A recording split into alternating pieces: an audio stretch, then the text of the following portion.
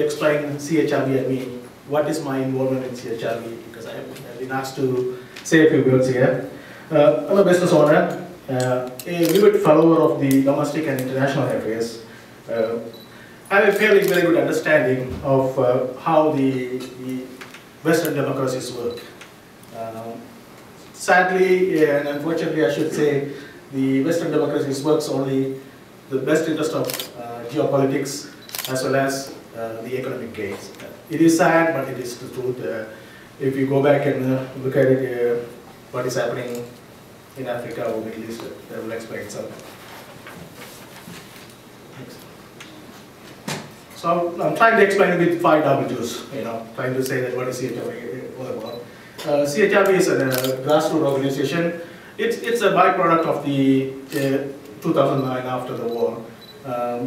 Also the fact that some youngsters who started Babu and Suresh, they realized that the mainstream Canadians don't know much about Tamil issues.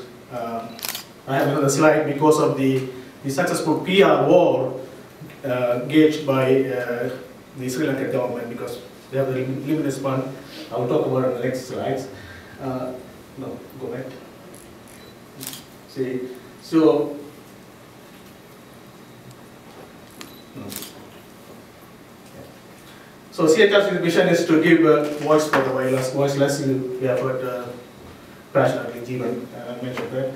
CHRV bring awareness among the fellow Canadians about the atrocities taking place in northern and eastern part of Sri Lanka in everyday life now. Also CHRV, not only Sri Lanka, but mostly the rest of the world, wherever that atrocities takes place, it's raised their voice. So, talking about the PR war, the Sri Lankan government succeeded of launching a PR war against Tamils diasporas, effectively labeled all Tamils the 3T. So they took a one brush and painted every Tamils. The three T's are Tamil, Tiger, and terrorist. In the business world, I get to travel quite a bit. Wherever I go, what do you speak? When I say my Tamil language, it's become synonymous. Tamil or Tiger. This is any part of the US or any part of the country. They recognize Tamil, Tiger, but they don't know the meaning of it. But the conflict going on in back home since independence, nobody seems to be know about it. When the Sri Lankan army made the final push against civilians, we didn't do anything any better, because what we did, we hit the road protesting. The consequence of that is became the mainstream public become very very aggravated, and hence the media that did not pick on the story. And this is because when you are on the front page in this country, and nobody would pay attention to you. So where did we fail? We failed on our PR war. We should have spent some time, and after the war, like someone before said, that we get engaged. But prior to that, we did not get engaged with the political system or with the public. The Tamil community never get engaged. So the outcome was the government. All the government looked at it, because that's the reason, because we did not do a good PR work. The government succeeded. So these are Tamils on the street screaming their swore out, but nobody paid attention, because we did not explain our story. What is our conflict? What is all about? So when I get involved, one day I was flipping through this Tamil media channel, and then there's Mr. Ray speaking. This is the first conference, I believe.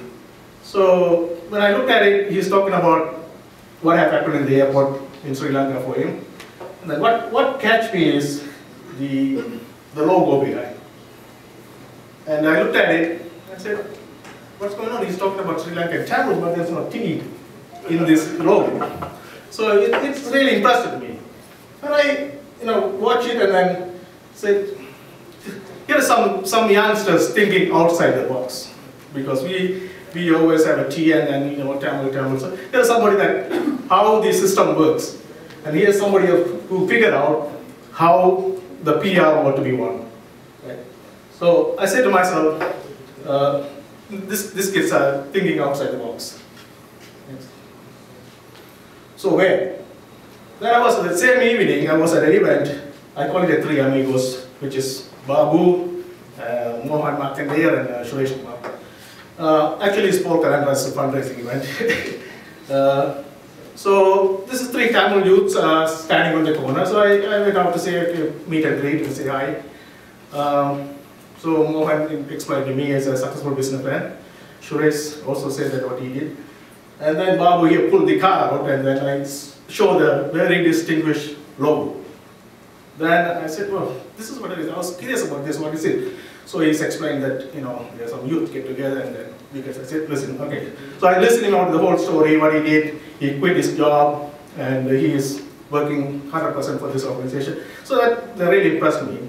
So I said, okay, I'll go home. So that night I went home, here come email from Babu. And then I went back and take a look at it, and then I said, okay, I'll support you, because here is somebody that's selflessly dedicating his life to the community. So now you're asking what we can do. CHRV is still a very fledgling organization and limited resources.